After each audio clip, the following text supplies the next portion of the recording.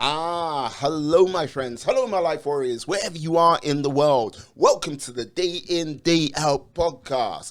Woo! Today on episode 164, I was very fortunate to have B. Bowman on the podcast today. She is a comedian, writer, speaker, a communications trainer as well. We talked about many things. We talked about her life over in the United States, how she managed to get herself into college. We talked about how she moved to Boston and how she ended up in Germany. We talked about many things, and I've got to say it was a joy to have her on the podcast. I look forward to speaking to her again, no doubt, in the future. She is a lady who is, how can I say, just starting out, and big things are ahead of her. So please subscribe to the podcast. Thank you for tuning in, and have an awesome day and enjoy the show. Awesome. Peace. Oh. Hello, my friends. Hello, my life warriors, wherever you are in the world. Welcome to the Day In, Day Out podcast. Woo! Today on episode 164, I am very privileged to have B. Bowman on the podcast today. Yes, I got the name right. I'm loving it. She is a comedian, writer, speaker, and a communications trainer. How are you today, B? Hey, I'm doing great. Happy to be here and feeling fresh. Yeah, I'm doing good.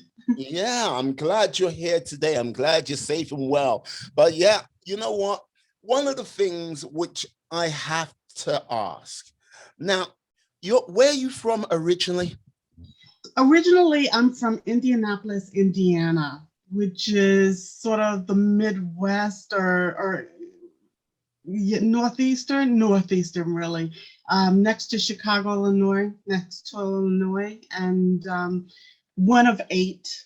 Yeah. One of eight. Okay, like man, I can imagine what the household was like when things kicked off in that place, jumping one way or the other. So, answer me this: so, when you were in Indiana, one of eight, did you decide to go all the way to New Mexico just to like go? You know what? I want to be alone. No. I am the baby of my family, and we traveled a little bit. We left New Mexico. We left Indiana when I was 13 and moved to Colorado. So Colorado Springs. So I was a little bit closer to New Mexico then, and that's when what I decided. I mean, the long story is that I met my first husband in Colorado, and then we came to Germany, and I had two kids. And when we went back to Colorado, we decided that it wasn't working, and so then I had a decision to make of what I wanted to do, and I tried to think, and I thought I was going to go to Mexico and become a writer. So I got on the Greyhound bus and I was like, I'm going to get out in Mexico and become a writer. But if I chicken out, if I, lose my nerve, then I'm going to stop in Las Cruces, New Mexico. And that's the last place before the border, and get my English degree. And so that's what I ended up doing, getting my English degree in Las Cruces. You went, okay, that is an interesting twist of fate there. So like you went, okay, I'm going to become a writer. But then it was like, yeah, you know what? I've seen the way writers live when they're like coming up. I can't do this. I can't do this. I can't have those long nights where I'm like thinking, ramen. It's like ramen can't be my friend for all this time. So it's a shame. It's a shame. Yeah, the struggle is real though. Okay. And really it was really the bus got a little dodgy. So, somewhere around Las Cruces, the people who were getting on the bus, it just started looking dark and, a little scary. So I was like, I gotta get off. You know what? I've got to say, look, I have been on a Greyhound bus a couple of times in my life when I was over in the States. And look, all I've got to simply say is Greyhound buses, they can't help it, but they always do look dodgy. You're just kind of like, okay, you get your seat, you sit down, and like, yeah, I prayed. Like, I went to Boston, and I was like, okay, just like think big thoughts, sit down in your chair, and hopefully no one will sit next to you, and then I can go to sleep. But yeah, there was no sleeping for me. I was like, okay. I was like trying to get out of New York City. 5 hours later, I was still in New York City. I don't understand it, but yeah, Greyhound buses are crazy. So you went, okay, I'm going to do a degree, like I'm going to do an English degree. Like, how long did it take you to actually get registered to do an English degree? Because it takes time to get registered. How? Oh, well, I mean, I did time it. I timed it so that when I got to Las Cruces, it was really the start of the semester when they were taking people in. So I moved into this little dive hotel, and that's when you had $13 an hour. I mean, $13 a night, sort of hotel motel. Okay. Yeah, and I just lived there, and I went and signed up for school, and then I was right in the first semester. So it wasn't, no, it wasn't long. It was like 2 or 3 weeks after I arrived that I was in my first semester of school. And New Mexico State is a wonderful university, and yeah, the best time of my life. Yeah. Like, is it a serious school, or as the Americans say, a party school, or is it something in between? It's something really in between, because it really is artistic. It's a very artistic place where people are trying all sorts of new age things, new age ideas, and you're in the desert. And Las Cruces is known as the city of lost causes. So, everyone who ends up there is sort of a little looking for themselves or looking for something. So it was great. I fit in perfectly there.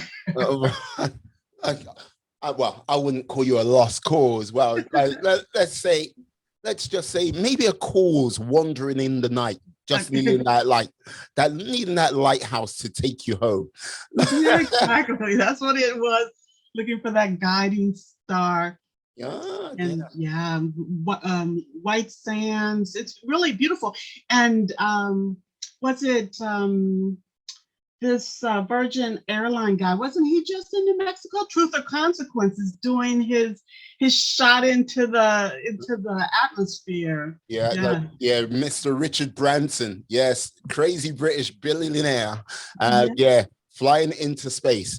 And look, all I've got to say is there are much of American media and YouTube a little bit salty about that. It's like, no, he didn't fly into space. He was still, on the edge. Yeah.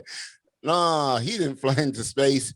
And like, I just like, okay, like, look, it's not your money which is going up there. It was like, he's just there to like, how can I say, rain on Bezos's parade for a small period of time. Who knows who goes up into, I think he goes up to space, if not this weekend, I think next weekend. So you'll have Jeff Bezos, world's richest man, world's public richest man. There are other people who are, if they had Jeff Bezos's money, they would literally cry. Oh, it's like, that's not enough. Yeah, that's like, you got $230 billion. No, so much more. So like, over your time studying for like English in New Mexico, like what was the sort of drive behind you sort of signing up? Like, you thought it's one of those things I was going to do a book, and if I chickened out, I'll do my degree. But like, there must have been some sort of driving force to sort of like, I'm going to do this.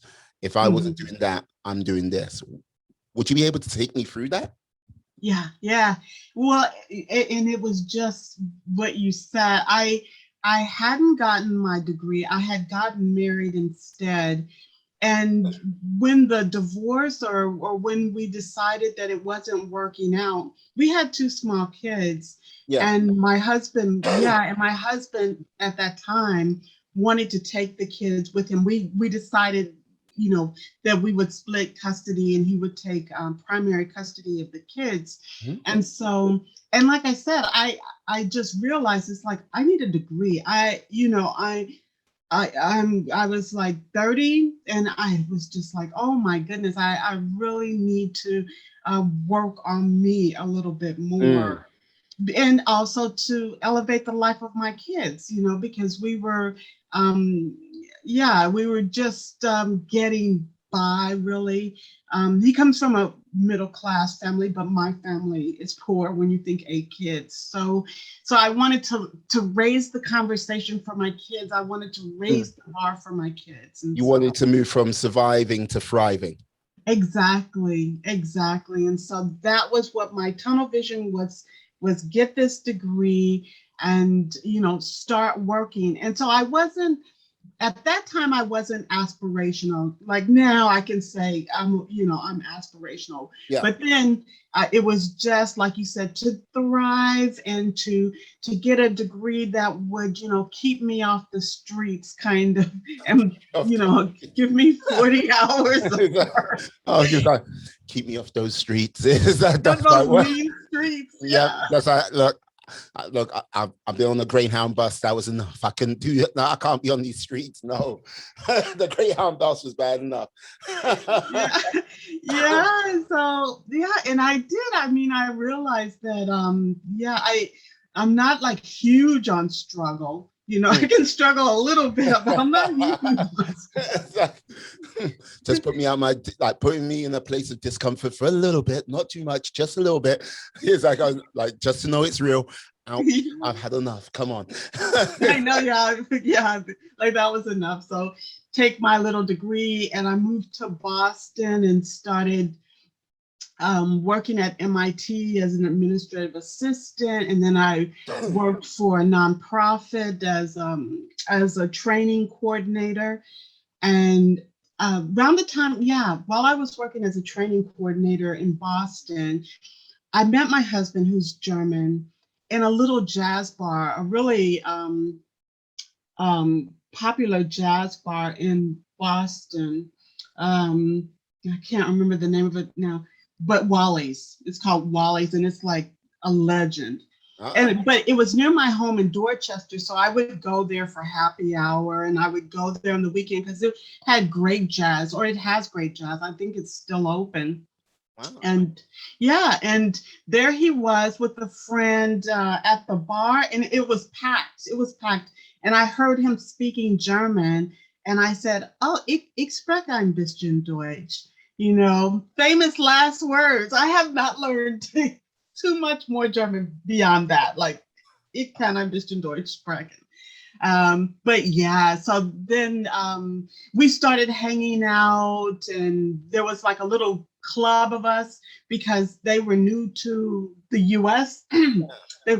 So we all started hanging out together, and that was another fun time in Boston. Like the 7 years we stayed in Boston. Oh my God.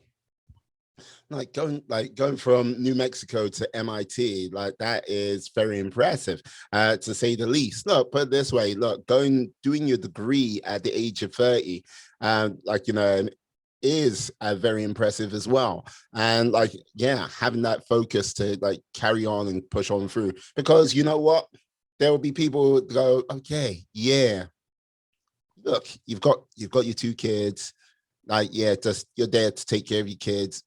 You're done. You're dusted. It is kind of unusual, in this state. Well, even back then. Custody. Well, one mature student at the age of 30 in the United States, and 2, the custody going to the father. Was that just agreed so you could sort of do your stages of development? with regards to the kids? It was. We were friends. My ex-husband and I. We managed to stay friends, and it was just a verbal between the two of us. And I didn't even file for divorce. I mean, we were still married when I went to New Mexico, but my mother-in-law told him to divorce me.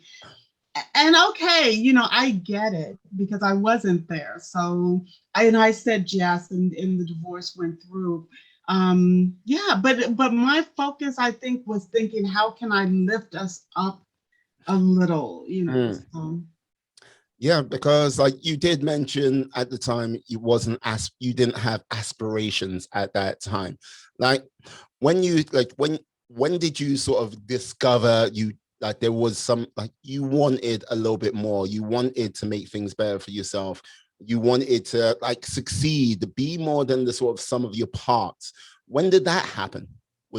Was there a Oh point? my goodness, that happened so much later. I mean, it happened so much later because every time I would sort of rise, I think I would come back down because I would, I was in that mindset. I was born in 64 and, in Indiana and sort of poverty level. And really, my mother, she managed to get her degree, but it just felt sort of like we were just in the system, like we were just system people. And so, yeah, so for the longest time, even when I came to Germany, with my then he was my fiance. Even when I came to Germany, my mindset was still that there was lack, that I wasn't good enough, that I couldn't do anything really legendary, and so I felt small. But then what happened was my husband found Toastmasters, which is a speaking organization, and I wasn't really meeting anybody in Germany who spoke English. We aren't connected to the military at all. So I went to this Toastmasters meeting and started speaking and learning how to be a speaker. And then one night, I tell you, this is really how it happened. One night I was looking in my Pinterest feed and it said, "Why are you trying to fit in when you were born to stand out?" Mm-hmm. And then that was my aha moment, because I mean, I dyed my hair white. I really decided, okay, it's okay for me to be out here. It's okay for me to be me. And I'm hiding in plain sight anyway. So it wasn't like I was hidden because I'm the only like African American. I was the only African American in our neighborhood, and this. So it wasn't like I was hiding in plain sight. But then I started, once I sort of got that, and then I started listening to people like what's her name, Tracy, to different motivational speakers. I got into listening to different motivational speakers, and I was in Toastmasters for a good 7 years. And then once I quit Toastmasters, I thought, how can I use my speaking skills further? And I decided to become a stand-up comedian. And yeah, because I realized that it was like that I am supposed to be out here. And and so then my bubble started growing and getting bigger, and and then I became aspiration. Then I said, yes, I want to make $1 million. Yes, I want to speak on bigger stages and open myself up to that possibility. Yeah. You know what? Like, this is the thing. It's one of the hardest things to do, I think, in life is truly sort of finding yourself. And one of the things I would say, it's depending on sort of family settings growing up and everything like that, it sometimes dictates on how quickly that can happen. And look, don't get me wrong. Look, I'm the product of an only child, and look, it took me a little bit of time to find my voice and sort of where I fit. I can only imagine the sort of, look, when I say like when you go a household of 8, now don't get me wrong. Look, I, one kid in a household can be angelic and nice, or it can be like absolute chaos. Two kids, yeah, you're parenting. Three kids, you're a bouncer, like, and you're just all just trying to keep like trouble like down to a minimum. When you go into four, five, six, I don't know what that is. It's just like, I think it's like a platoon. It's like, yeah, parents come out like drill sergeants and like, okay, yeah, attention. But with all of that, it must be incredibly difficult to, like, you know what I mean? Even just to stand out amongst your siblings, that is a difficult thing to do. Like, yeah. Yeah. Well, and I mean the story.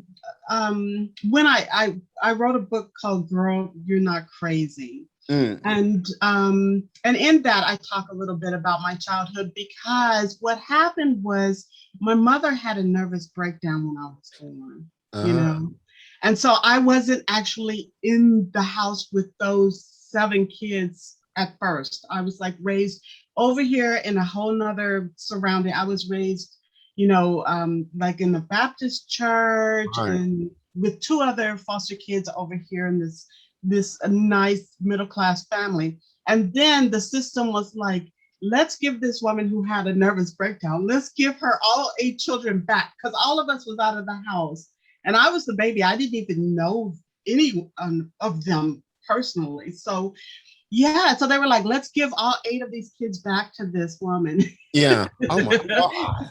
Yeah, talk about bedlam. I mean, talk about The very definition, I imagine. No, because like this is one of the things I never could understand about social services wherever they are in the world.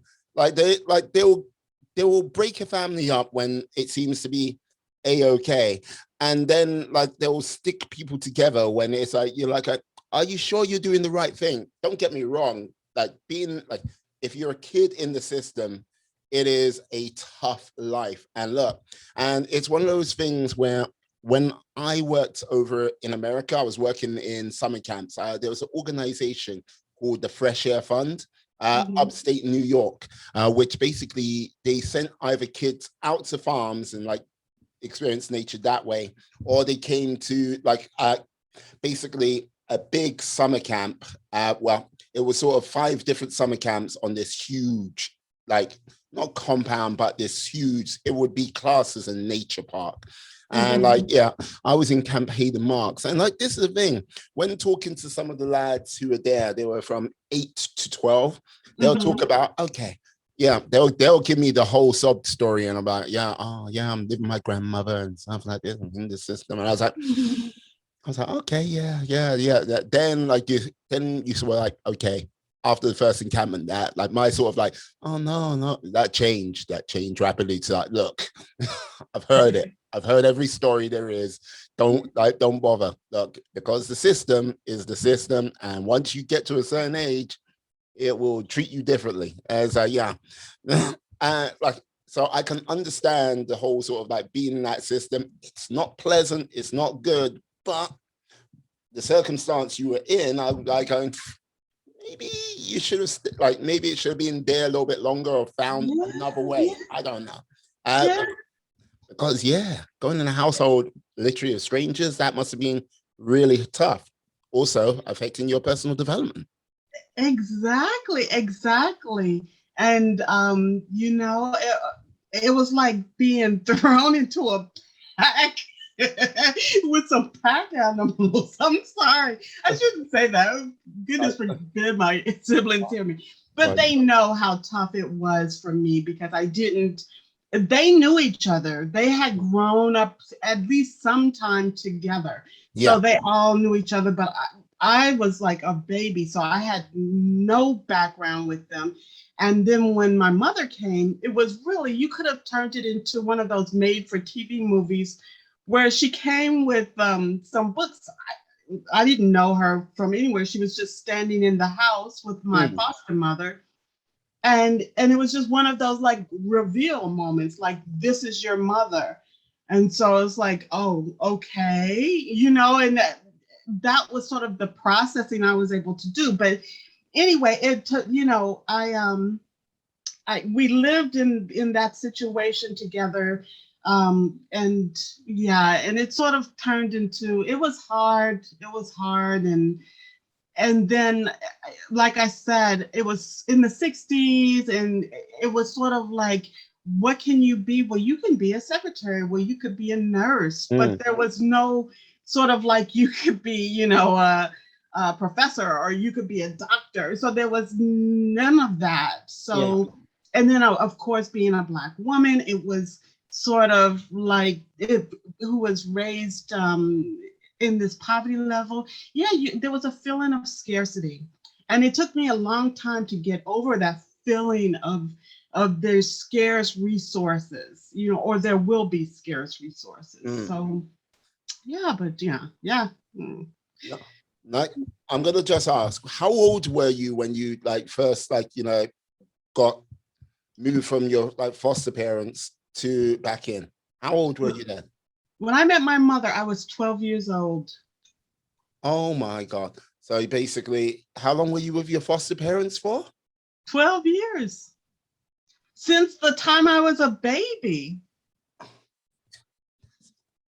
Okay, that's all kinds of fucked up. I've got to say that. I'm sorry, but yeah. Okay, wow, that's crazy. No, that's it, absolutely bonkers. But this is the thing, to address your sort of realm of scarcity. Look, it's one of those things, I think, with regards to the world, and where we live in and what we do on a sort of day-to-day basis. I think everyone has that feeling, no matter where they come from, that there is what we live in a world of scarcity. The majority of people, there's going to be other people which are not going to think like this, but it takes a lot to sort of get out of that mindset. Because look, if you think about it right now, you're a comedian, you're a speaker, you're a writer. Now, the amount of speaking gigs you can get when there's no global pandemic, there must be a good few hundred conferences which go on a daily basis. And you as a speaker have a lot of options, and to take that up.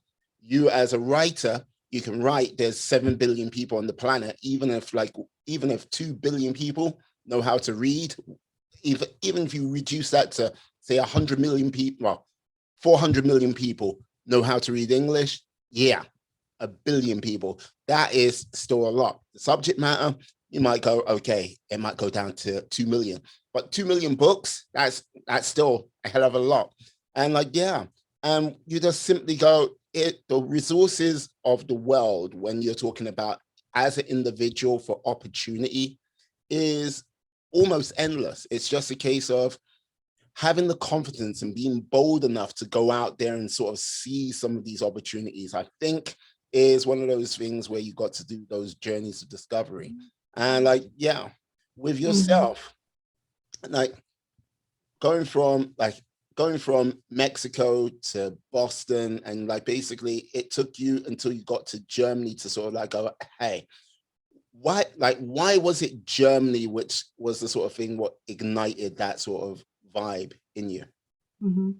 I think it was being away from that feeling of scarcity that, to me, is sort of the U.S. has.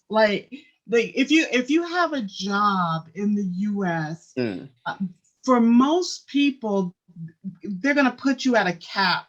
You can be a secretary, then you can be an executive secretary, but that's going to be your cap. Unless you go and learn something different or move into another space. Now, and what Germany, how it is different here in Germany is they don't seem to have sort of this idea that you have some sort of limitation. Everywhere I've been, they have been open to you being in meetings. They have been open to everybody, secretary, no matter who. If you have an idea, people have been open to taking it up.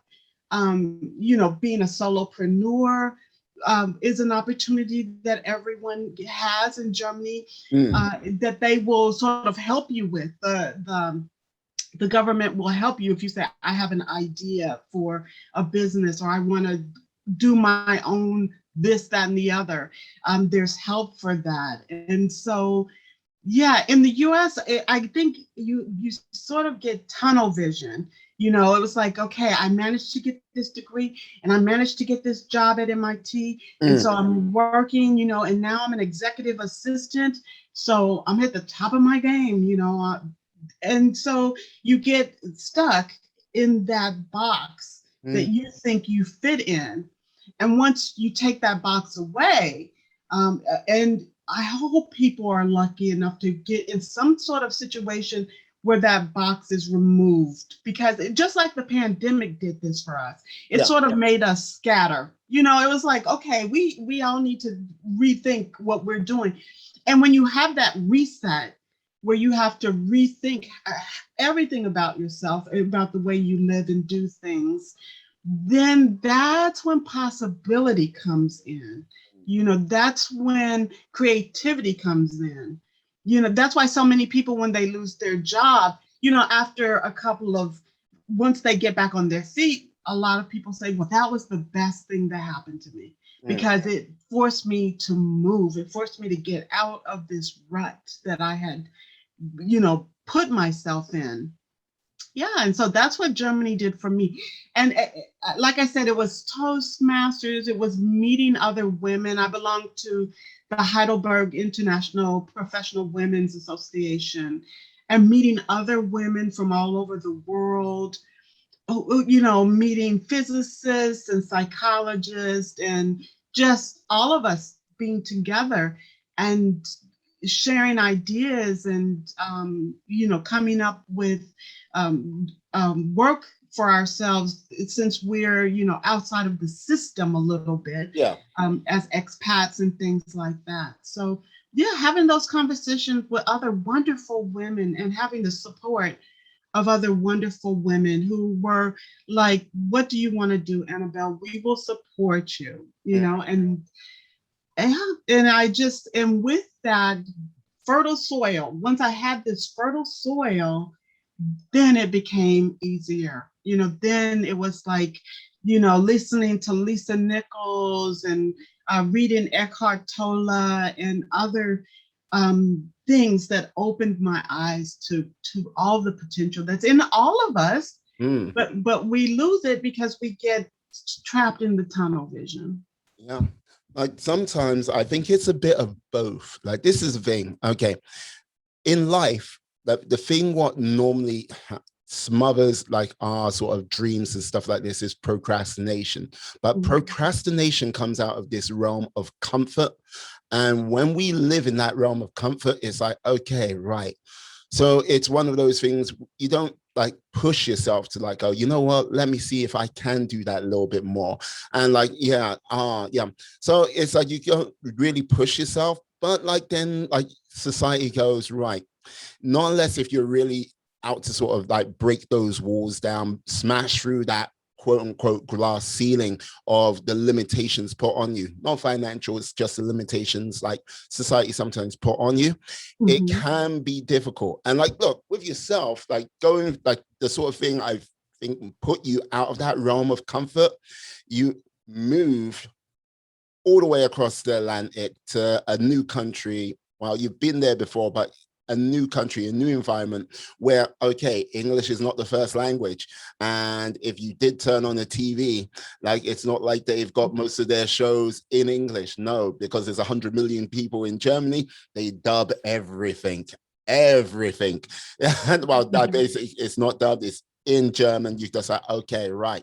And then you're having to now find new friends, which it's trickier because, okay, you're now an expat living in this community. So it's like, yeah, you've had like one sort of major sort of shift to move you out of your comfort, and now you have another major shift to get like what's moved you out of your comfort. So it was like, yeah, you, as you say, fertile soil, but it was like, yeah, I think that whole sort of step of like, yeah, I'm moving out of my comfort zone.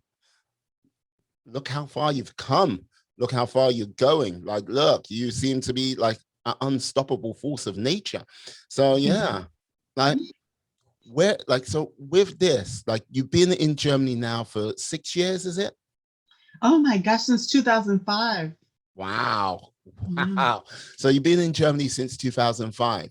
Now, what would you say have been, apart from the sort of growing experiences you've had, what would you say have been sort of a major lesson you've learned before leaving the United States, a major lesson you've learned when you first got to Germany, and a major lesson which has brought you up to sort of this day, present time? Mhm. Mhm. Well, in the US, I I learned that there is possibility, that there are possibilities. And the US has that sort of this idea that anyone can make it, anyone can be, the Cinderella story Yeah. just runs through the fabric of America. And so you sort of have this in your subconscious that, anything could turn your life around and you could, so I had that. So I had that kernel that was in me from the US. And then when I moved to Germany, like I said, it went into some fertile soil because then I was an outsider and I had to find ways to fit in. I I first became a business English trainer, and I really enjoyed that. And but like I said, it was learning more that people wanted to know Mm. what I wanted out of life. What was I trying to achieve? And then that made me question what it was that I want for myself. So that questioning was there. And then and what Germany has, which is really great, is they have this sort of discipline. And so that was nice too, to be in a place where they're like, what are you doing? Yeah. Okay. Yeah. What A, B, C, what is your plan? How are you going to do this? German Um, discipline and so efficiency. Yeah. exactly. So yeah, put your money where your mouth is. What are you doing today? So that was great. And now I've learned that, like you said, I think it's that to always try to be a little bit outside my comfort zone, to to know that this is what life is about. It's about becoming. You Mm. know, we lose that, like you said, when we get comfortable, and we all want comfort. I think our brains are like, oh, I don't make me think. Don't make me, come on, let's lay down with some chocolate and call it a day. you know? It's like, chocolate. Thank you. It's Yeah, like, exactly. Yeah, there's no eye of the tiger when you're comfortable. So to sort of try to stay lean is what I'm doing now. And it's this thing of evolving. So what are you doing, Annabelle? I remember I saw this in a movie. It's like, what are you doing? It's like, I'm evolving, I'm just growing and seeing sort of where that takes me now. I'm curious myself. I'm like, wow, look at you. What's next? And being open to and saying yes. mm. That's what you hear a lot from people like Lisa Nichols, to just with fear, with knees knocking, just say yes and go for it.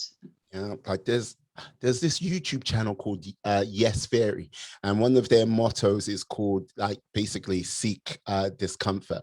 And like, yeah, they have done some, how can I say, not so much crazy things, but like stuff which you just go, that is completely off the wall.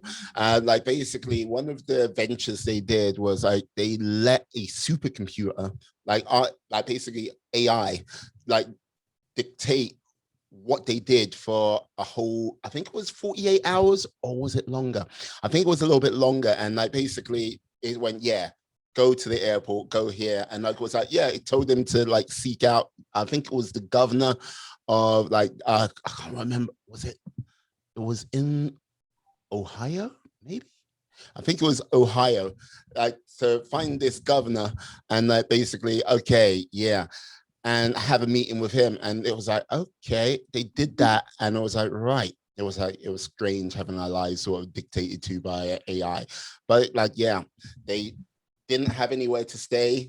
Like they basically got to the airport. Like, yeah, they found people they could stay, like spend the night with. Then it was like, yeah, needed to get a car. They managed to get a car lift. I was like, yeah, one after the other. But with these Yes Theory guys, they seek out discomfort, and like, yeah, there are a bunch of Canadians now living in LA.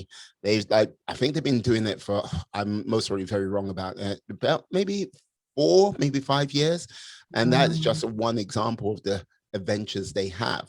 And like, you know what, with regards to yourself, like, okay, look, going all the way over to Germany, and like, yeah, you eventually became a writer, the very thing you kind of ran from, you went into. So like, yeah, like, how did you get your first book up and running? It's it is that thing of who I'm listening to now, and like I said, it's motivational speakers, and of course Tony Robbins, one of my friends, is really gave me some of his material to listen to, and so I decided I've always been writing. Don't get me wrong. So yeah, I've been writing short stories here and there, and getting those published.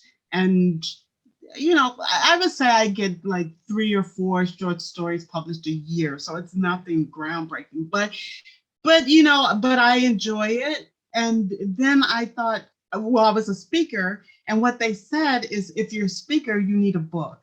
So, so yeah, it's sort of this thing of people telling you. And so, and I'm so naive that I'm kind of like, oh, okay, that's what I need to do now. I need to write a book.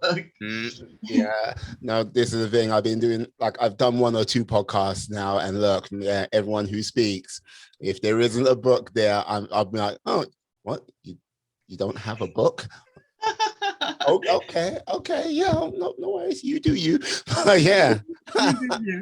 Yeah, and I mean, I have so much joy in writing, so that was there. So and then like I looked at one of the websites, Google or something, and I Googled how to write a book, and they're like, okay, get 10 chapters and then do 10 subtitles and 10 and so I did it like that, and was like, okay, so this is how you structure it. Yeah. And what do I want to write? And of course, I have my story about my childhood, which is different from a lot of other people, but I also have humor, because I believe that that's what life is about. And humor is about rebellion.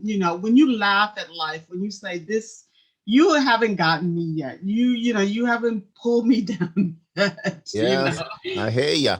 Yeah.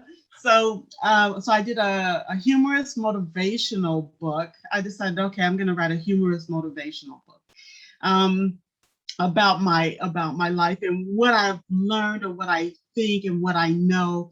And maybe someone else can look and say, okay, yes, I've been there, or I never want to go there. It's like, no.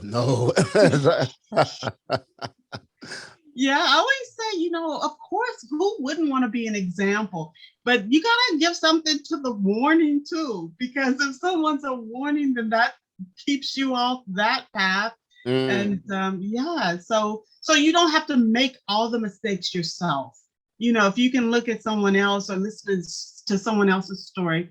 And I love Kyle Cease. He's a humorous motivational speaker. And one of his books that I read is, I hope I messed this up. Okay. And that's sort of his philosophy is just do it. Just throw paint at the wall, just have fun, and create, be creative. And so I decided to self-publish. I got an editor, and so I had someone edit it for me and put together the cover, and to do all of the art and all of that for it. And then I went straight to Amazon and I was like, hey, Amazon, I have a book. Amazon looked at you and okay, give me it. Yeah. Yeah, yeah. It's like, Yeah, okay. Yeah, and I got the paperback and I just released it for oh, what's the other ebook, and I think I'm gonna try to do an audible of the book because it's just a fun book. It's just my story I think is a little different from others, and being a comedian, it's just trying to make people laugh and not take this too seriously because we're rolling around in the dark, on a big ball. So yep, relax. going through the heavens at magnificent speed. Yeah, Yes, exactly. like you don't think about it too much because if you do, you're like, oh my God, I know. we are out in the infinite, and the Yeah, infinite now. When you say the infinite, yeah, infinite amount of things can happen, either which way. Yeah, we're here for a crazy ride and enjoy it while you can. That's what I simply say. But like this is the thing. Like the fastest I've ever heard someone write a book on this podcast was 2 weeks, and the longest I think was about 5 years. How long did it take you to get your book together? possible. I think 8 months. I think, Okay. yeah, yeah. Because, like I said, I had the outline and then the idea for what I wanted to be in it, and it basically wrote itself. It was just it really was a fun book to write. And I'm trying to think of what my next book will be, and yeah, yeah. And like I said, I love writing humor, so it's just, oh, I I took a class, and so I decided I was going to write this one woman show, and so Okay. that's what I'm doing now. Ah, one Mhm. woman show. Okay. What is this one woman show about? And if you say it's about me, I'm like, uh, What else do I know? What else that- hey, look, New Mexico, your family of 8, Boston. Like, hey, you know how to like get on a Greyhound bus and like, yeah, you know what? I'm stopping here to go to college. You know many a thing. Germany. It's like, so Yeah. what is this one woman show about? Greater. Yeah, well, it's called. I just started writing it. It's called Pussy Lanamus, and I was in a Say that I was again. Pussy Lanamus. Pussy Lanamus means coward. Okay. Like, yes, because it sounded like, yeah, okay. Yeah, it sounded. That's what I got. I was Like, excuse me. like, yeah, I cannot see people walking by, I suppose. Like, what? Oh. yeah, yeah. It is one of those words, but that's why I love it. It's one of those $10 words that just means coward, and it's really what I'm talking about. How I or how we sort of become cowards in our own life, Mm. and how do we break that spell? How do we push out there? And yeah, so a comedy. It's going to be a comedy, and yeah. So I haven't sort of, well, I've heard about the Edinburgh Fringe and some Yeah. other different spaces. But this is what I'm working on now. So I'm not even that far yet that I can just hand it to the Edinburgh Fringe, Well, So you know what? Hey, 2022, yeah, 2022, 2023. I've like, look, it's going to be the like 2021. It's the kind of like people find their feet, but 2022, 2023, it's going to be the comeback years. Yeah, I would say, yeah, if you get up and running in those years, 2022, yeah, yeah, by all means. exactly. Yeah. So this is pretty fertile time where you working from home, like I'm working from home Mhm. too, and I only work 2 days a week, and I'm on short time work because of COVID and everything that happened. Although now I've had my shots, and so they're like, you can come back in to work. Uh, You should have lied. No, I haven't had it I yet. know, no. Oh, no, I just had one. It's like, just like oh, no, you go back. It's like, yes.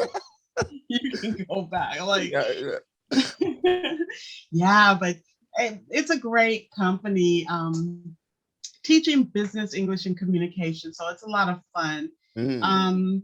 But 2 days a week, so I have plenty of time. Like you said, this year is this year where you really can sort of do, create or try whatever you want to try, because it's you're sort of out the door, halfway out the door, so why not ride the wheels off? Just Indeed. I know, I hear you. I hear you. And like, this is the thing, like with the sort of last 15 months, okay, let's not the first 5 months, because we didn't understand, it was like looking like rather terrifying. I was like, okay, am I gonna have to go outside?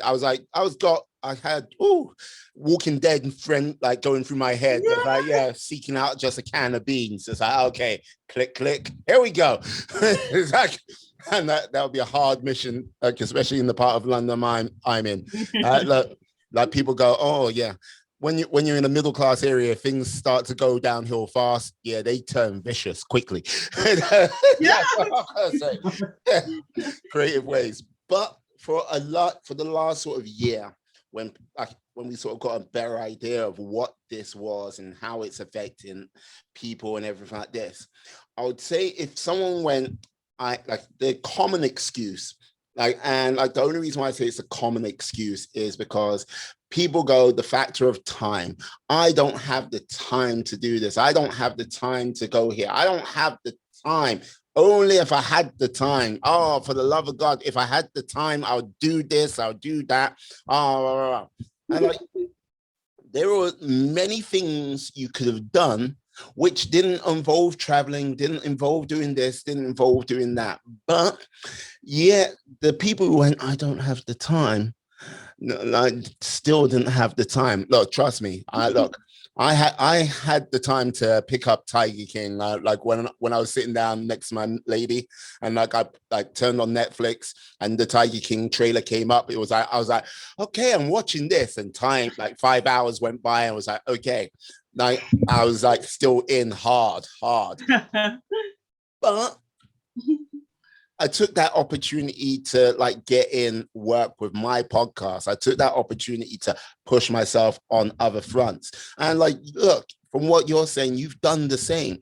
And I think when people say they didn't have the time to do it, excuses be excuses, and they don't get you much in life, you know?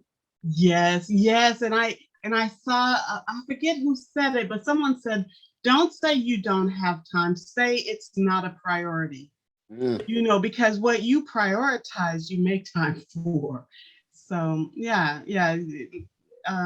So don't say you don't have time, because we all get 24 hours, and and how you spending it. Like you said, I do the same. Sometimes I think, oh, I'm going to sit here and get lost in a movie. But I tell you, I have guilt. I get guilt. And so I'll start speeding through a movie, because it's like, let me see what's gonna happen so I can move on. Oh gosh. Yeah. No. Yeah. The guy who said that, I believe that was Eric Thomas, excuse me. Like he is, I call it, he's a hip hop preacher, motivational speaker as well. Down the same lines of Tony Robbins, Mel Brooks, yeah, and like Les Brown. I've got to say, Les Brown is one of my favorite motivational speakers, because like the story I like what comes from him, when he was like, okay, like when he was working at the radio station, and like he was like, okay, one of the DJs was like getting quite lit up, like drink some more, and like slurring his words, and got a telephone call from his boss, like sounds like us. Why don't you call one of the other guys? It was like, okay, I'll call one of the other guys. Click. And like he was like, yeah. And he was like, yeah. You're like just watching him. He goes, yeah, drink. I can't remember the guy's name exactly. It's like, yeah. But like an hour later, Boss calls up again. He's like, yeah. Oh, yeah. Have you managed to get hold of anyone? So, oh, no, I haven't been able to get hold of anyone. Like, it's a crying shame. He goes, yeah, you best go in. And I was like, yeah, okay. Click. Called up his mother and his girlfriend. I'm going to be on the radio tonight. It's like the reason why that story sticks out to me. There's another one, but that story, we seldom, like when we prepare, we prepare when that moment often is just on the horizon. We don't sometimes prepare when you should be like thinking that moment, the horizon might come up tomorrow. You just don't know it.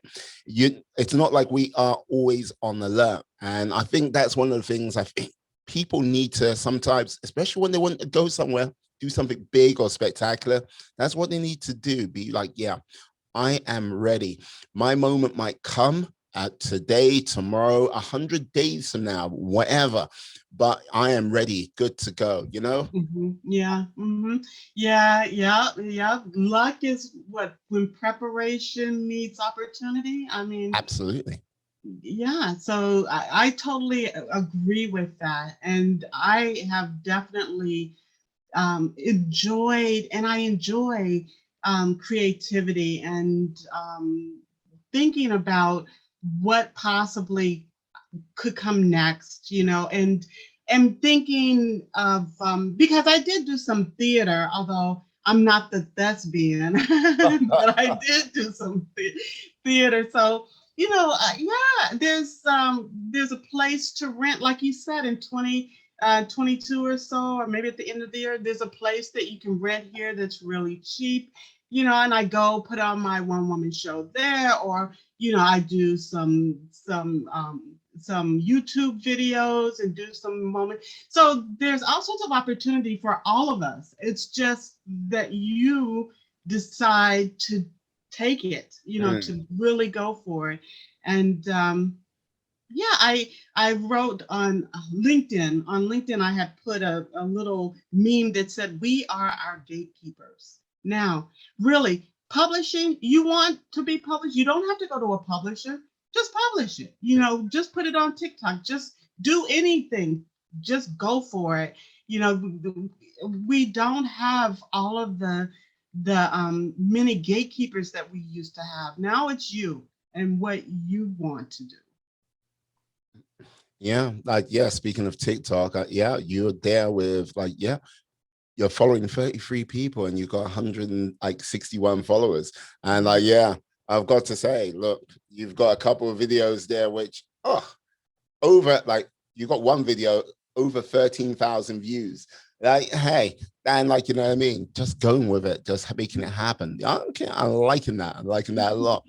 So this is the thing. Look, okay, you say you're not a thespian, but this is the thing with the theater, that it's either comedy or tragedy. And how did you discover comedy? Oh, wow. When did I discover comedy? I mean, it's always sort of been there. I was a huge Irma Bombeck fan. I still am. I think Irma Bombeck was one of the funniest people ever.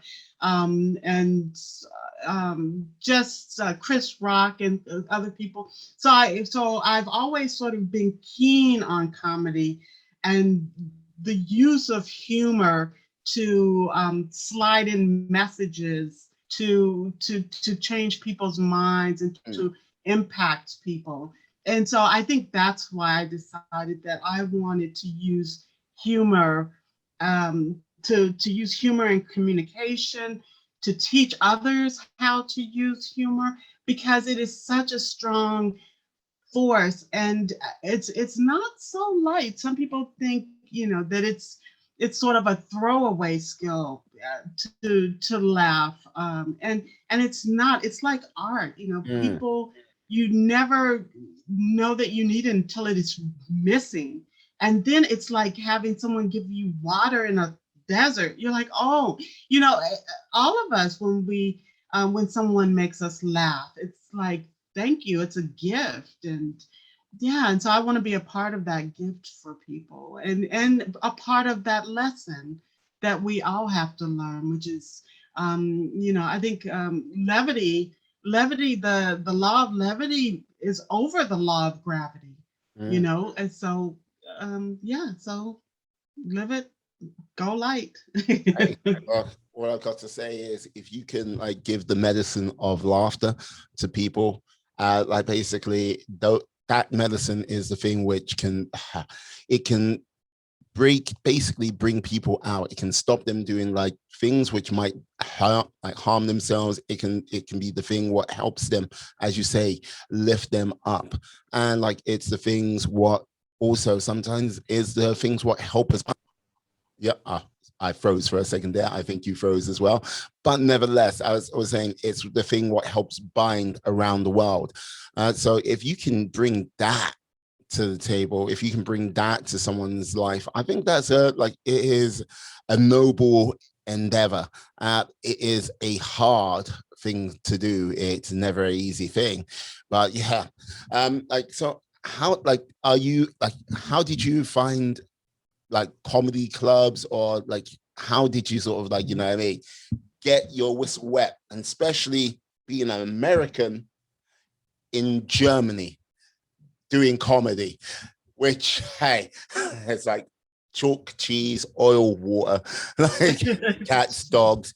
Please pick one of the like one of those cliches. Like, how was that?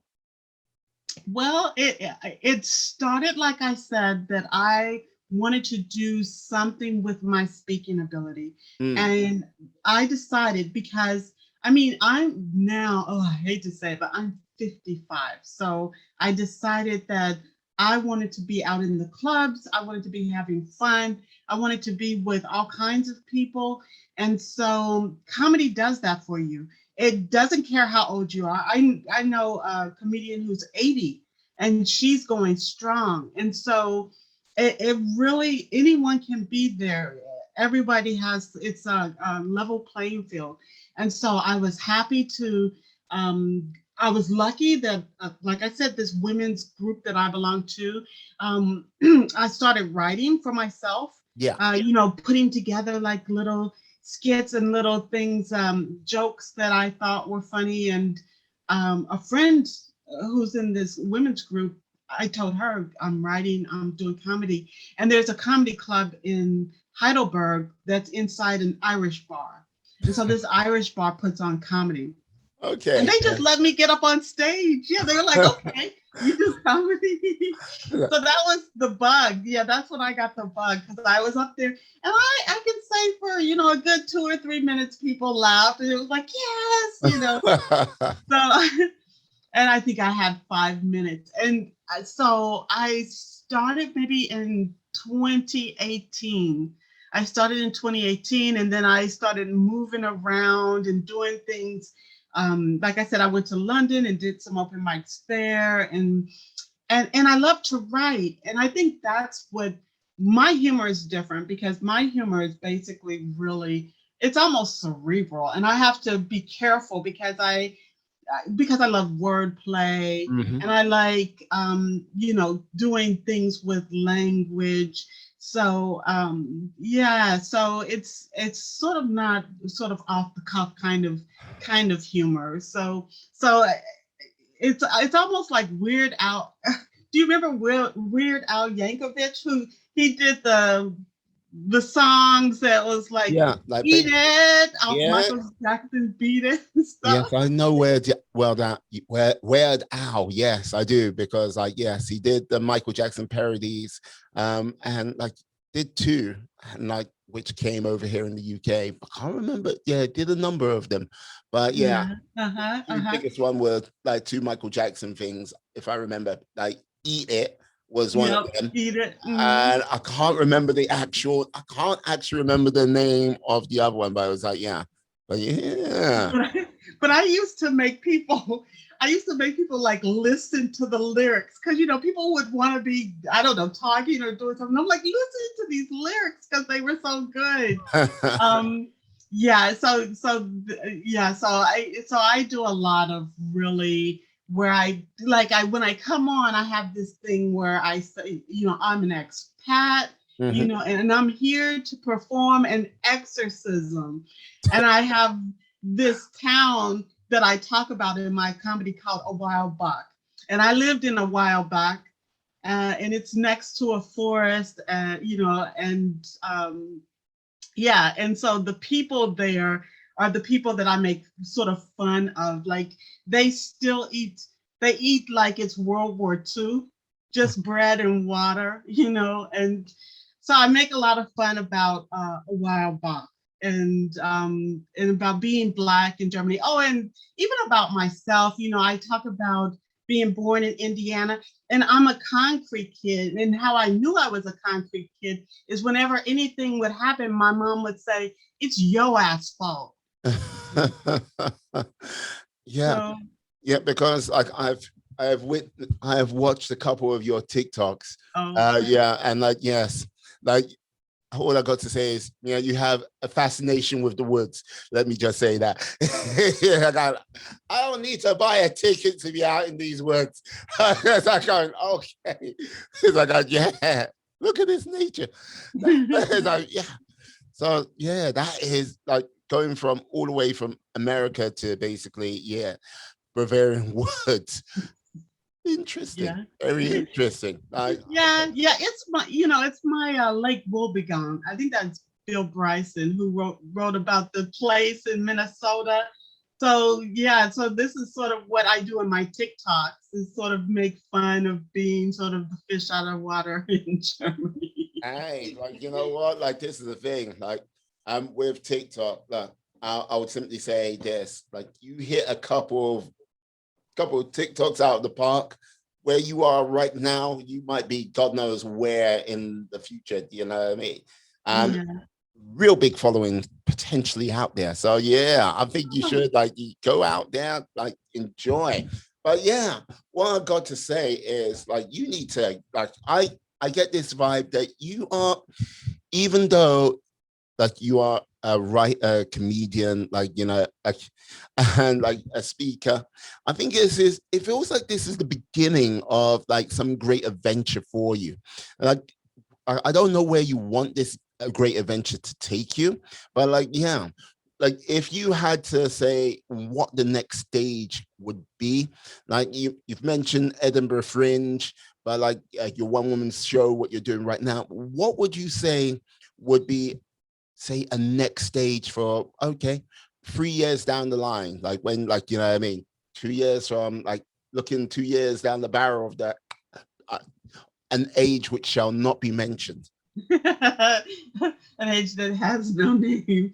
Um, yeah, I want to be on a stage with Lisa Nichols. I want to be um, having my own special, and it doesn't have to be, it could be through TikTok or some other YouTube channel, Mm. and that I could do my own special and have my own special there.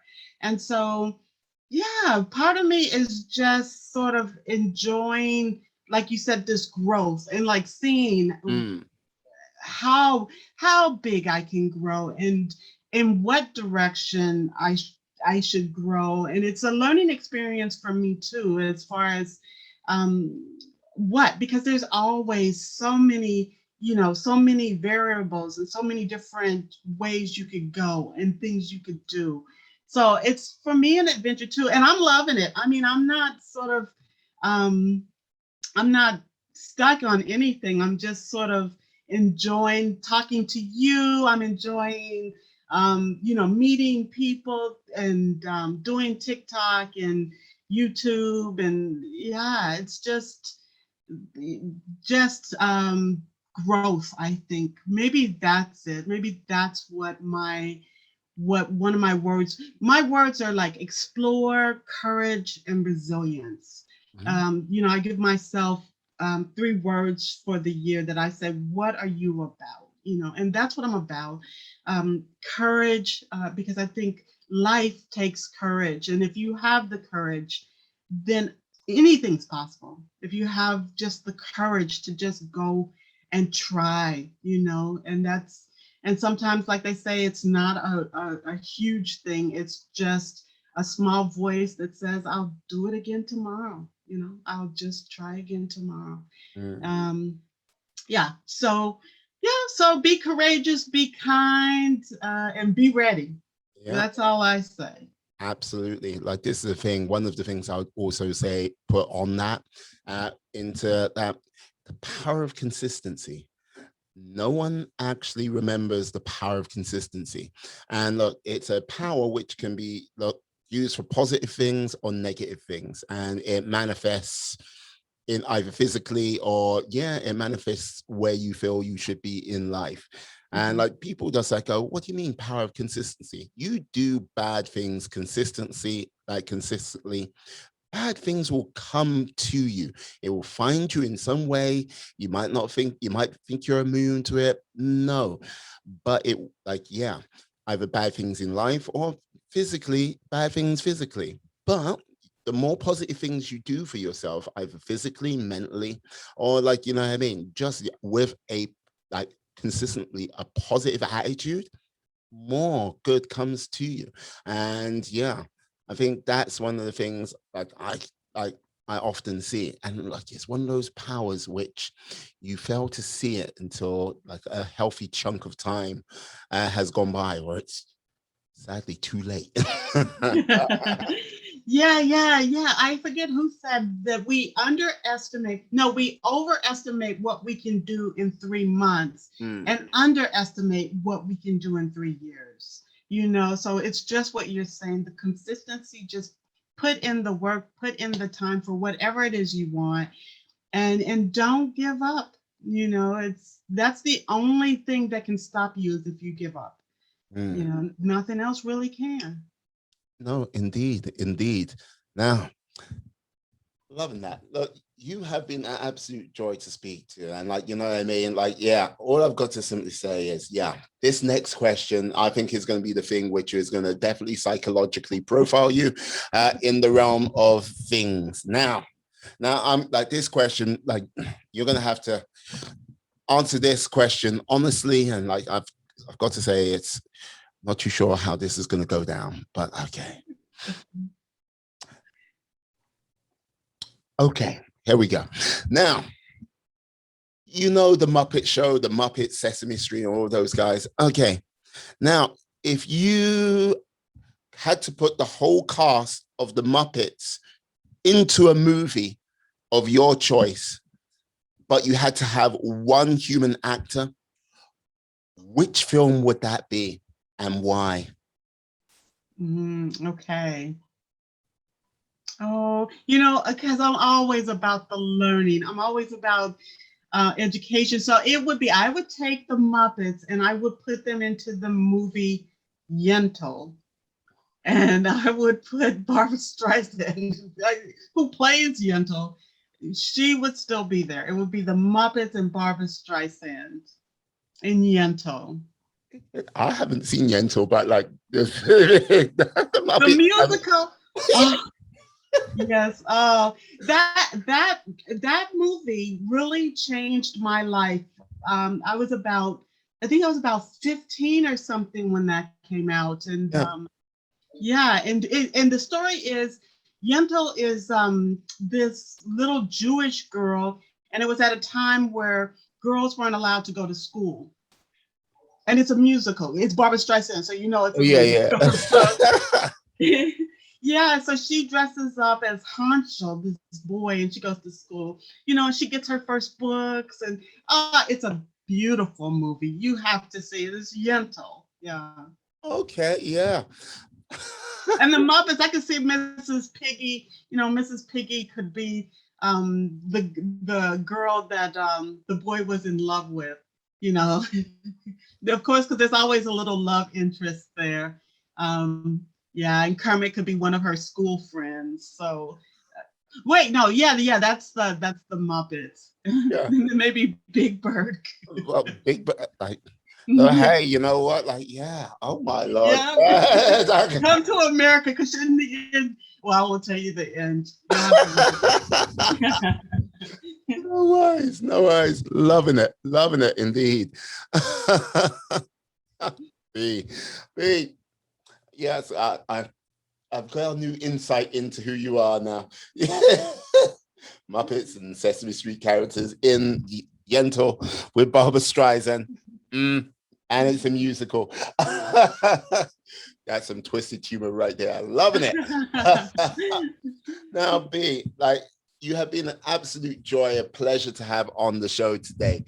Would you be able to tell the lovely people out there how they can get hold of you, how they can find you out on these big wide webs? Well, I'm going to say Linktree. My link, tr.ee/B Bauman, BEE Bauman. There they can find everything. You know, my TikTok, my book, all of that is on Linktree. linktr/ee.B Bauman. Yeah. Perfect. I will put that in the description. So yes, Thank people you. will be able to find you out there on the web. So yeah, I would simply say yes. Please go find her. This she's on the beginning of an exciting journey. I'm telling you this now. Like, and you're most are going to be like, yeah, I remember when she was this when, and you know what I mean, great things, great things. So let me say this to you, B. Thank you for coming on today. You have been an absolute superstar. Brilliant, absolutely brilliant. And let me say this to you, my friends, my life warriors, who are still with us today, right now. Thank you for staying with us. I'd like to say, please stay safe, stay well, be awesome, be excellent, be fantastic, be all the positive bees you can be in this world, and then some. Yeah, peace. And we